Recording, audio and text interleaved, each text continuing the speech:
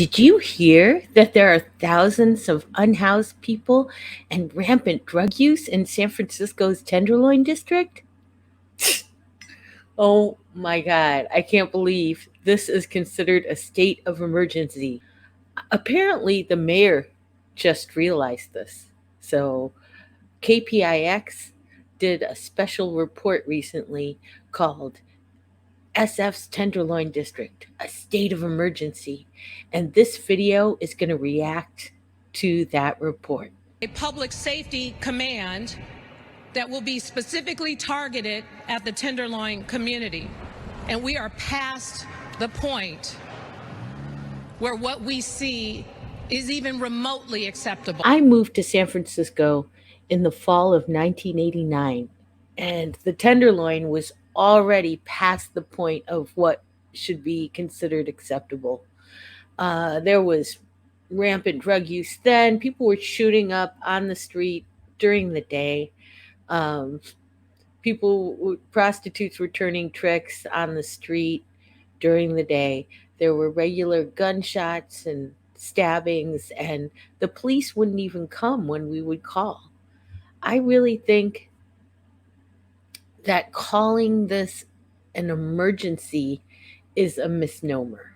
Let's look at the definition of emergency: a serious, unexpected, and often dangerous situation requiring immediate action.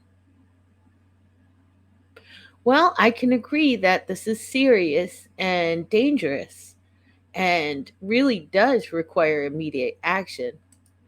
But unexpected, please, KPIX, please, Mayor London Breed, this is not unexpected. This has been going on for a very long time.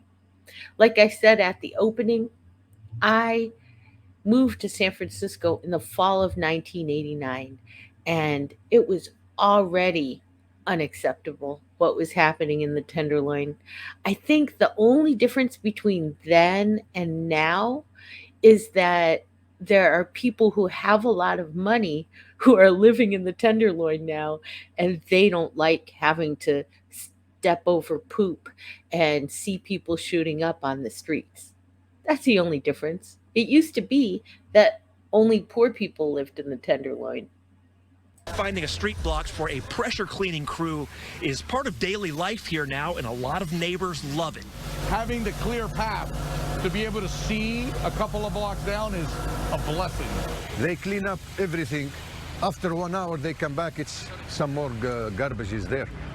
So after an hour of the street cleaning, the garbage is right back where it was.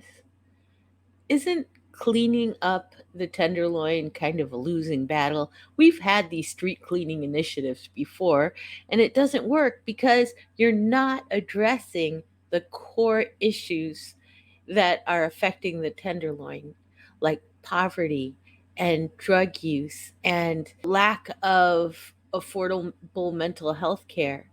The only solution to homelessness is housing. The only solution to homelessness is housing. The only solution to homelessness is housing. I worked in San Francisco with people who were unhoused for about 3 decades. And I have to tell you, the only solution to homelessness is housing. Yes, it's also good to offer employment services and mental health and substance use services. All of those things are great. However, the only cure for homelessness is housing. And somehow San Francisco keeps avoiding the cure in spite of spending a whopping $1.2 billion.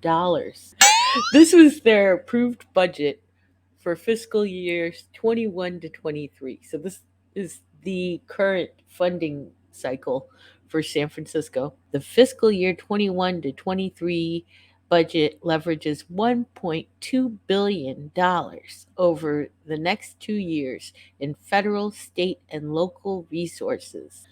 So, how do you spend $1.2 billion on homelessness and not create enough housing for the people who really need it.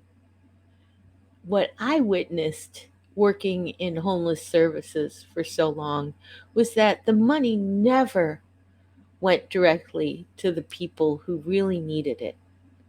Instead, these leaders of agencies in the nonprofit industrial complex, these leaders in city and county services, they would take the money home and it would never, ever go to housing, which is the only cure for homelessness.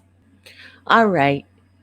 I love you guys so much. Thank you for being here. And if you're liking this content, please like, share, and subscribe.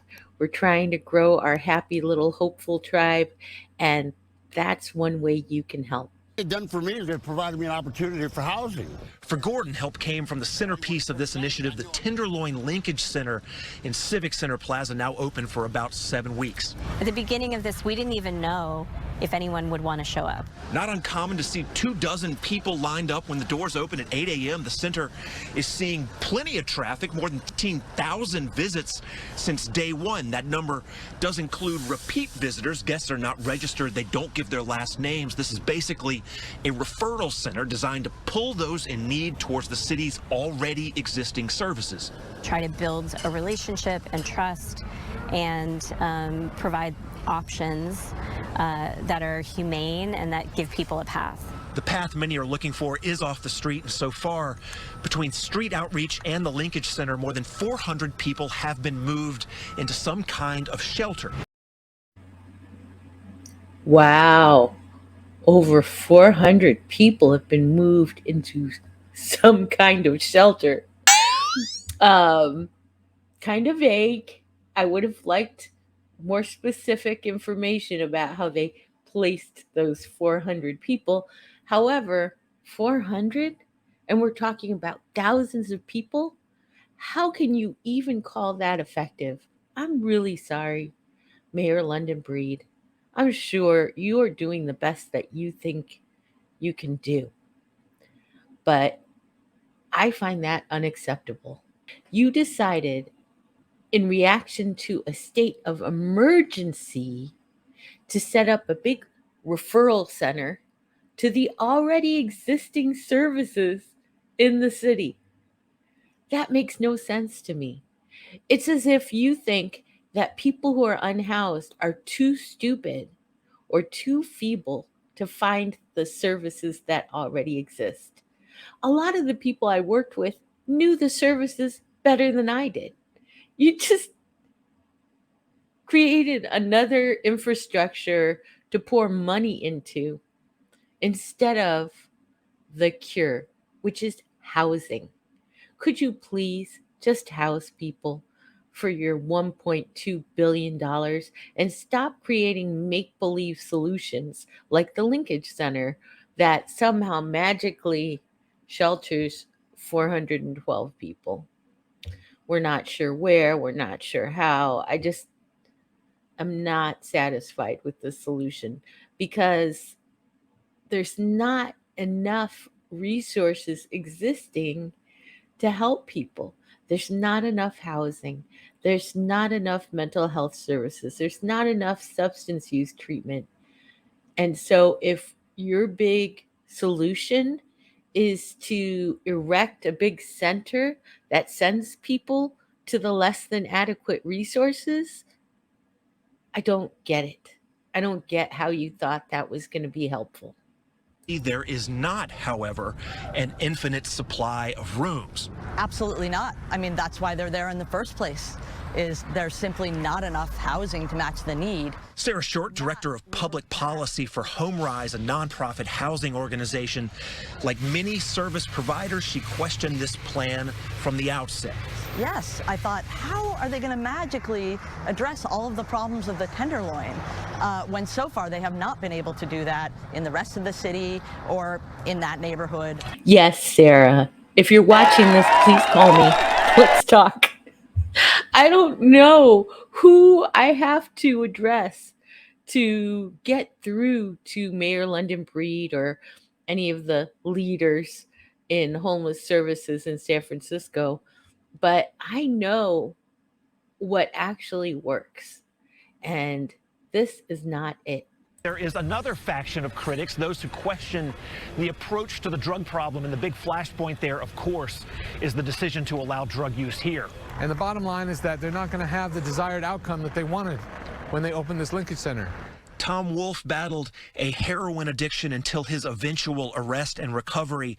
He has become the face of the city's growing push for more recovery options. The linkage center has enough low barrier services already available that it's okay to ask somebody to put their drugs in their pocket for an hour while they come in and they access services, potentially housing or treatment or whatever it is. Okay, Thomas, I understand where you're coming from. I get it that the idea of harm reduction is scary to you. But you know what I call you and all the people who get upset by the fact that San Francisco requires harm reduction services? I call them science deniers. Harm reduction has been proven scientifically to be effective in helping people with substance use problems. And the fact that there is a safe injection site at the linkage center, for me, is like, wow, it's about time. The first professionally staffed service where drug injection was accepted emerged in the Netherlands during the early 1970s as part of the alternative youth service provided by the St. Paul's Church in Rotterdam. The first modern supervised consumption site was opened in Bern, Switzerland in June 1986. June 1986. I can't do math in my head that quick, but you do the math. Tell me how many years ago that was and put it in the comments. That was a long time ago that people in Europe realized that having a supervised place where people can use drugs is going to make it safer. Now, they don't hand out drugs at the linkage center. They don't hand out drugs at any of the safe injection sites that I know of. And people are going to use that's just part of life. People have been using drugs forever. As long as there have been humans, there have been humans using drugs. Now, the rate of addiction might keep going up, but that's the subject of a different video. You've probably heard about the opioid epidemic that's been going on in the US, right? It actually started in 2002. So it started in 2002. And in 2002, there were 16,849 drug overdose deaths. In 2015, there were 52,404 overdose deaths. I'm not sure in the last couple of years how much that's increased, but I have heard that it went up during the pandemic. Much of the increase in opioid heroin use resulted from overprescribing of opioid analgesics and has occurred in suburban and rural areas of the country where medication assisted treatment and syringe exchange are not readily available. Medication assisted treatment and syringe exchange are both harm reduction services. And because those are less frequently found in suburbs and rural areas, the overdose deaths out there are even higher than the ones in the cities. So it's really sad. There's a huge disconnect for a few different reasons. The reason I think people get most freaked out by harm reduction is because there's this denial in America, this sort of moralistic and religious objection to drug use. Drug use, like I said, has been happening since there were people. Uh, it's just part of life. Some people are going to need drugs to deal with uh, actual physical pain, and then they might get addicted. And just because you object to people using drugs is not going to make them stop. So, creating laws that prohibit drug use really hasn't done anything to change it. Also, there's been this pairing of drug use with stigmatized ethnic groups, like Black people with crack, like Mexicans with pot. And so I feel like a lot of the harm reduction objections come from that pairing. Also, there's this popular belief that harm reduction condones or enables drug use. Look, like I said, drug use has been happening since the beginning of time, and you're not liking it or prohibiting it will not stop it. We did that in the United States. We prohibited alcohol use, remember? And that did not stop alcohol use.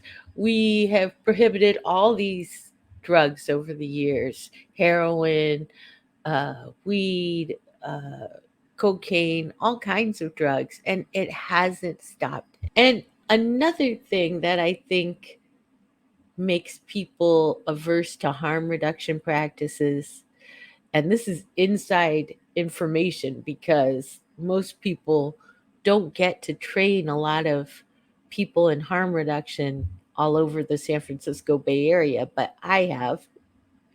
And what I've discovered is that even though all of these services around here are mandated to provide harm reduction services, most of them can't even define what harm reduction is.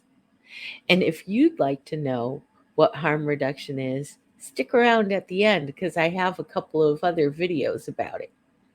This program was designed in response to the needs of the community, and we set out to create a safe space for people who were trying to get away from all drugs. So in theory, we're all kind of moving up the mountain together, healing and getting better. The therapeutic teaching community is abstinence-based, and this is the first time the city has tried it. To me, it's crazy. I absolutely believe that we have to have so many different methods of treating addiction, and you can't lock out abstinence-based recovery. We are living witnesses to what recovery can do. You can come all the way back from being out there on the street. Abstinence and recovery have become something of a movement in San Francisco, a collection of those who think the current approach is not enough to overcome the wave of cheap drugs now washing over the city. And that's why so many people have died out here on the street. And I've been saying this since I got off the street, that fentanyl has changed the game. And it's going to require us to change our approach. And the city's linkage center pretty well reflects the current approach: harm reduction and meeting people where they are, hoping addicts reach out for help in their own time. Yeah, I mean, that's been the approach for a long time that the professionals understand, people who do homeless outreach, social workers, that you need to establish rapport with people, build relationships so that people trust you. Absolutely, Sarah. I think we should be friends. And the point I really wanted to make here is harm reduction does not rule out abstinence. That was the whole assumption of that segment that I showed, was that harm reduction somehow encouraged drug use, whereas abstinence-based interventions did not. I think the main problem with our harm reduction programs in San Francisco is that most of the staff and most of the managers have no idea what harm reduction is, or they might just have this very rudimentary understanding of it. Um, like it's about accepting people and building rapport and stuff that Sarah was saying at the end there. That's true. Yes, that's where it starts. Always. It starts with building a relationship with someone. However, there's a whole lot more to it. And I really think that all of these agencies who are so concerned about overdoses and drug use should actually commit to training themselves on harm reduction and motivational interviewing in a meaningful way, not just a lip service. Oh, we've got to say we're harm reduction in order to get city and county funds way. You get what I'm saying. But remember this: harm reduction does not rule out abstinence. You can encourage abstinence within a harm reduction program if that's the goal of the person who's using drugs. Like, I have a history of drug abuse and alcohol use, and I decided that for me, total abstinence was a good idea. And so that's what I do. But harm reduction just respects the autonomy of individuals who are drug users. That's all. That's all. Knowing that you cannot make anyone abstain from drugs. You can't. Ready to learn more about harm reduction? Watch Harm Reduction is Love or The Stages of Change and tell me what you think about it. Have a great day.